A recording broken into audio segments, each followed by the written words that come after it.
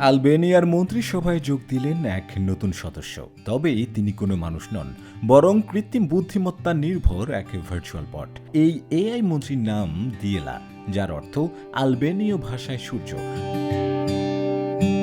রয়টার্সের প্রতিবেদনে জানানো হয়, বৃহস্পতিবার 12 সেপ্টেম্বর দেশটির প্রধানমন্ত্রী এদি রামা তার চতুর্থ মেয়াদের মন্ত্রিসভা ঘোষণা করেন।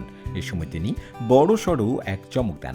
সরকারি ক্রয় ও টেন্ডার কার্যক্রম এখন থেকে সামলাবেন এই এআই মন্ত্রী দিয়েলা। সরকারি প্রকল্পে বেসরকারি প্রতিষ্ঠানকে দেওয়া সব টেন্ডার তিনি তত্ত্বাবধান ও অনুমোদন করবেন। প্রধানমন্ত্রী রামা জানান, দিয়েলা আলবেনিয়ার প্রথম মন্ত্রী যিনি শারীরিকভাবে উপস্থিত নন, সম্পূর্ণ ভার্চুয়ালি তৈরি। তিনি দাবি করেন, দিয়েলার নেতৃত্বে সরকারি টেন্ডার হবে শতভাগ দুর্নীতিমুক্ত। আলবেনিয়ায় দীর্ঘদিন ধরে সরকারি টেন্ডার দুর্নীতির অন্যতম বড় খাত হিসেবে পরিচিত। পাশাপাশি দেশটি আন্তর্জাতিকভাবে পরিচিত মাদক ও অস্ত্র পাচারকারী চক্রের অর্থ পাচারের কেন্দ্র হিসেবেও।